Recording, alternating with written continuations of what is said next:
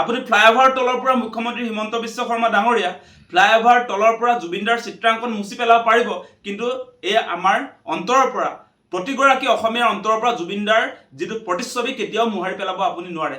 অসমৰ যিবিলাক আপুৰুগীয়া সম্পদ আছে তাত গড়ৰ প্ৰতিচ্ছবি আমি দেখিছোঁ, তাত অসমীয়া বিহুৰ আপোনাৰ নাচি থকা আমি প্ৰতিচ্ছবি দেখিবলৈ পাইছোঁ, তাত আপোনাৰ চৰাই বিভিন্ন চৰাই আমি প্ৰতিচ্ছবি দেখিবলৈ পাইছোঁ, এশিঙীয়া গড়ৰ প্ৰতিচ্ছবি আমি দেখিবলৈ পাইছোঁ।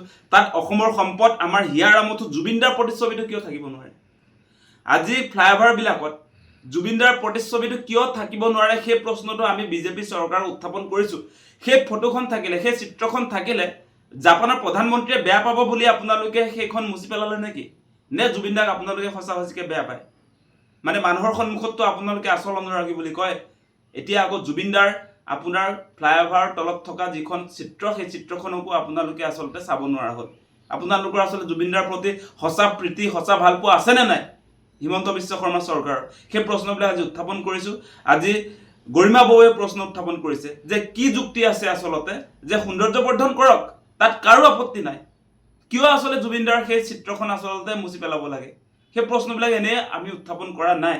গতিকে আমাৰ কথা স্পষ্ট, এনেকৈ কোনো কাৰণতে কেৱল আপোনাৰ গুৱাহাটীতে নহয় অসমৰ বিভিন্ন প্ৰান্তত ফ্লাইঅভাৰত আমি জুবিনদাৰ আপোনাৰ hashtag justice for Zubeen Garg বুলি তেনেকৈও বহুত চিত্ৰাংকন আছে।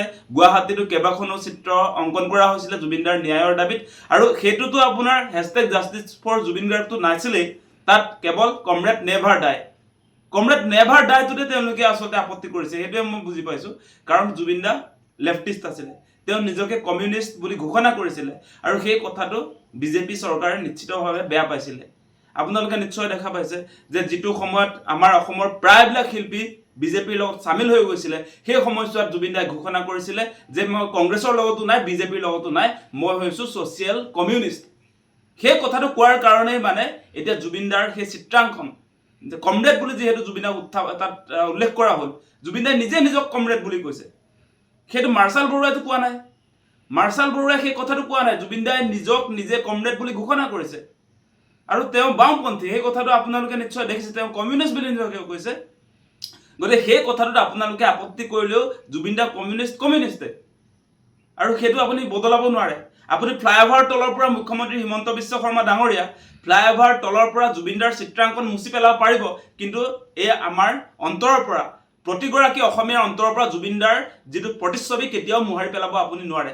কমৰেড নেভাৰ ডাই এই শব্দটো আমাৰ মনত আছে, জুবিনদা আমাৰ মনত আছে। জুবিনদাক আপুনি মচি পেলালেও এই আপোনাৰ ফ্লাইঅভাৰৰ পৰা আপুনি বনাইছে যে আপোনাৰ পইচাৰে বনাইছে বুলি ভাবিছে নেকি নাজানো, তাৰ পৰা আপুনি মুচি পেলাব পাৰিলেও জুবিনদা সদায় আমাৰ মনত অলৰ অচৰ হৈ সদায় চিৰযুগমীয়া হৈ থাকিব। আপুনি কেতিয়াও এনেকুৱা কাম কৰা উচিত নহয়। জাপানৰ প্ৰধানমন্ত্ৰী আহিছে বুলিয়ে গুৱাহাটীত কিবা পাৰ্পল চিটি নে কি বনাব বুলিয়ে এনেকৈ আচলতে জুবিনদাৰ প্ৰতিচ্ছবি মোহাৰি পেলোৱাটো কোনো অসমীয়া মানুহে আচলতে সহ্য কৰিব নোৱাৰে, সেই কথাটো স্পষ্ট কৰিছোঁ। আমি দেখিবলৈ পালোঁ যে গুৱাহাটী গণেশগুৰি উৰণেটোৰ তলত আমাৰ হিয়াৰ আমঠু, আমাৰ হাৰ্ট অফ দি অ'চেন, আমাৰ জুবিনদাৰ যি ফটো তাত অংকন কৰা হৈছিলে, আমি দেখিবলৈ পালোঁ যে সেই ফটো কোনোবা অতিথি আহিব বুলি মুচি পেলোৱা হ'ল। গতিকে এটাই আমি কথা ক'ব বিচাৰিছোঁ স্পষ্ট ভাষাৰে যে এই যি কাৰ্য কৰিলে জি এম চিয়ে যি কাৰ্য কৰিলে, এই কাৰ্যক আমি অসমীয়া যুৱ মঞ্চত তীব্ৰ ভাষাৰে গৰিহণা দিছোঁ, নিন্দা কৰিছোঁ। কাৰণ মৃগেন শৰণীয়া আছে মেয়ৰ, সেই তেখেতকে আমি প্ৰশ্ন কৰিব বিচাৰিছোঁ যে এই অৰ্ডাৰটো কোনে প্লেচ কৰিছিলে? আমাৰ হিয়াৰ আমঠু ফটোখন মুচিবৰ কাৰণে এই অৰ্ডাৰটো কোনে দিছিলে? ইমান নিন্দনীয়, ইমান ঘৃণনীয় কাম আপোনালোকে কৰিব পাৰে? সেই 19 ছেপ্টেম্বৰ আমি পাহৰি যোৱাই নাই। মানুহে এতিয়াও সমগ্ৰ অসমৰ লগতে গোটেই ভাৰতবাসী কান্দি আছে, আৰু সেই সময়ত আপোনালোকে কি কৰিছে যে আমাৰ হিয়াৰ আমঠু জুবিনদাৰ ফটোখন আকৌ মুচি পেলাইছে, আমাক পাহৰোৱাৰ চেষ্টা কৰিছে। কিন্তু এইটো অসম্ভৱ। আপোনালোকে ফটো মুচি হয়তো কাৰোবাক পঢ়াবৰ কাৰণে এইটো চেষ্টা কৰিব পাৰে, কিন্তু আমাৰ অন্তৰত তোমাক কোনে পঢ়াব? আমাৰ এই অন্তৰত যে যেনেকে ৰামে বুকু ফালি দিয়া হনুমান ওলাইছিলে, আমাৰ এতিয়া বুকু ফালি দিয়ক জুবিন গাৰ্গ ওলাব। ইয়াত জুবিন গাৰ্গ, আমাৰ হিয়াৰ আমঠু, আমাৰ heart of the ocean Zubeen Garg ওলাব। গতিকে স্পষ্ট ভাষাৰে কৈ দিছোঁ, অসম চৰকাৰক আমি ক'ব বিচাৰিছোঁ, যদি আপোনালোকেও যদি এনেকুৱা এই ফটো আমি কাম কৰিছে, এই কাম কিন্তু এই কাৰ্য বন্ধ কৰক। অন্যথা কিন্তু একদম পৰিৱেশ ভাল নহ'ব, পৰিস্থিতি ভাল নহ'ব। কাৰণ জুবিন দাই এতিয়ালৈকে ন্যায় পোৱাই নাই। ফাৰ্ষ্টৰ কেডালত গৈছে ডেট পে ডেট, তাৰিখ পে তাৰিখ, কিমান বাবদত তাৰিখ পে তাৰিখ দি থাকিব। আৰু তাৰ মাজত কি কৰিছে যে কোনোবা অতিথি আহিব জাপানৰ পৰা, জাপান নালাগে ক'ৰবাত যদি আমেৰিকা, লণ্ডন য'ৰ পৰাই নহওক, কোনো মতলব নাই। হিয়াৰ মতো আমাৰ জুবিন দাক অসমবিলাক ভাৰতবিলাক গোটেই বিশ্বই চিনি পায়, গোটেই বিশ্বই জানে। হয়তো সেই ফটোখন নুমোচা হ'লেও হয়তো সেই জাপানৰ প্ৰধানমন্ত্ৰীয়ে দেখি আজি তেখেতক হয়তো প্ৰণাম জনাই থৈ গ'লহেঁতেন। কিন্তু আপোনালোকে কি কৰিলে যে আমাৰ হিয়াৰ মতো জুবিন গাৰ্গৰ ফটোখন আপোনালোকে মুচি পেলাই কি কৰিছে যে বেলেগ কিবা তাত কৰিব বিচাৰিছে। গতিকে এই কাৰ্যক আমি ঘৃণা কৰিছোঁ। আৰু এটা কথা আপোনালোকৰ যোগেদি ক'ব বিচাৰিছোঁ যে যিসকলে ফটোখন অংকন কৰিছিলে তাত ইতিমধ্যে আমি গম পাইছোঁ, তেখেতক এটা আমি আহ্বান জনাইছোঁ, প্ৰাৰ্থনা জনাইছোঁ যে আপুনি পুনৰ সেই ফটোখন তাতে অংকন কৰক। আৰু তাতে যি খৰচা হয় সম্পূৰ্ণ খৰচা আমি অসমীয়া যুৱ মঞ্চ বহন কৰিম, সম্পূৰ্ণ খৰচা আমি অসমীয়া যুৱ মঞ্চ বহন কৰিম। আৰু এটা কথা ক'ব বিচাৰিছোঁ যে পলিটিক্স নকৰিবা বন্ধু, পলিটিক্স নকৰা এখন চৰকাৰে কিয় এতিয়া ইলেকশ্যন জিকাৰ পিছত পলিটিক্স কৰিব বিচাৰিছে আমি বুজি পোৱা নাই। গতিকে এনে পলিটিক্স, এনে কামক কাৰ্যক আমি ঘৃণা কৰোঁ, আমি নিন্দা কৰোঁ। কাৰণ আমাৰ জুবিন দা সদায় আমাৰ কাৰণে ভগৱান আছিল, ভগৱান হৈ থাকিব। আমাৰ বুকুৰ অন্তৰ মাজত আমি ৰাখিছোঁ, তেখেত থাকিব।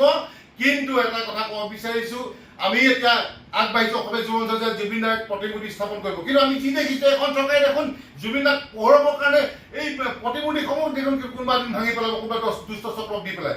গতিকে আমাৰ ভয় হৈছে যে আমাৰ শংকাত পৰিছোঁ যে আমি মূৰ্তি ভাগি আমি কেনেকৈ বনাম। গতিকে আমি এটাই কথা আমি বুজি পোৱা নাই। অসম চৰকাৰক আমি ক'ব বিচাৰিছোঁ আপোনালোকে কিয় ভয় খাইছে জুবিন গাৰ্গক লৈ। ইলেকশ্যনৰ আপোনালোকৰ ইলেকশ্যনৰ আগতো আপোনালোকৰ ভয়, কপি থাকে, জুবিনাৰ নাম ল'লে কপি থাকে। জুবিনাৰ ন্যায় বিচাৰি প্ৰতিবাদ কৰিবলৈ গ'লে গ্ৰেপ্তাৰ ভয় দেখুৱাই, কেছৰ ভয় দেখুৱাই। এতিয়া জুবিনদাৰ আপোনালোকে এতিয়া ইলেকশ্যন জিকাৰ পিছতো আকৌ জুবিনদাৰ ইমান ভয়, লাজ লগা নাই আপোনালোকৰ। গতিকে আপোনালোকে চিধা কথা কৈছোঁ যে তেনেকুৱা কাৰ্যৰ পৰা দূৰত থাকক, অন্যথা কিন্তু অসমীয়া যুৱ মঞ্চে এৰি নিদিব, অসমৰ জনগণে এৰি নিদিব, ভাৰতৰ জনগণে আপোনালোকক কিন্তু এৰি নিদিব। ইয়াৰ প্ৰত্যুত্তৰ কিন্তু বেয়াকৈ হ'ব।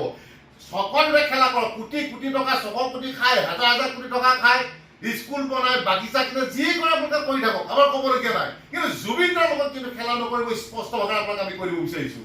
জুবিনদাৰ ক্ষেত্ৰত ন' কম্প্ৰমাইজ। জুবিনদাৰ ক্ষেত্ৰত, জুবিনদাৰ কাৰণে আমি 100 বাৰ নালাগে 1000 বাৰ জেল যাবলৈ কিন্তু সাজু আছোঁ দেই অসমৰ জনগণ। অসমীয়া যুৱ মঞ্চ নহয়, গোটেই সমগ্ৰ অসমৰ জনগণ, সকলো ভাৰতৰ জনগণ কিন্তু জুবিনদাৰ ক্ষেত্ৰত কিন্তু 1000 বাৰ জেল যাবলৈ সাজু আছোঁ। আজিও সেই সিদ্ধাৰ্থ শৰ্মাহঁতক আপুনি একো কৰিব পৰা নাই। আপুনি ড্ৰাগছ বেপাৰী গুলিয়াব পাৰে, গৰু চোৰক গুলিয়াব পাৰে, কিয় গুলিয়াব নোৱাৰিলে, কিয় এনকাউণ্টাৰ কৰিব নোৱাৰিলে আমাৰ জুবিনদাক, আমাৰ প্ৰাণৰ শিল্পীক মাৰি দিয়া সেই কালপিতকেইটাক জেলত ভৰাই থৈছে, ফাৰ্ষ্ট কেডালত দিছে। কেতিয়া জেল হ'ব, কেতিয়া ফাঁচি হ'ব আপোনাৰ? ইমান আমাৰ ভগৱানক মাৰি পেলালে, সেই ভগৱানক মৰা মানুহক আপুনি আজিলৈকে গুলিয়াব নোৱাৰিলে, এনকাউণ্টাৰ কৰিব নোৱাৰিলে। আৰু এতিয়া কি কৈছে যে জুবিনৰ ফটো মুচিবৰ কাৰণে আপুনি লগুৱাই দিছে আপোনাৰ মানুহক। লাজ লগা নাই পৰা। এই ক্ষেত্ৰত কিন্তু এইবিলাক ক্ষেত্ৰত কিন্তু ক্ষমা কৰা নহ'ব, চিধা কথা, স্পষ্ট কথা। আমি জুবিনৰ ফটো মুচি দিব, কিন্তু আমি অসমীয়া যুৱ মঞ্চই, অসমৰ জনগণে কিন্তু এই দিন চিধা কথা কৈ দিছোঁ।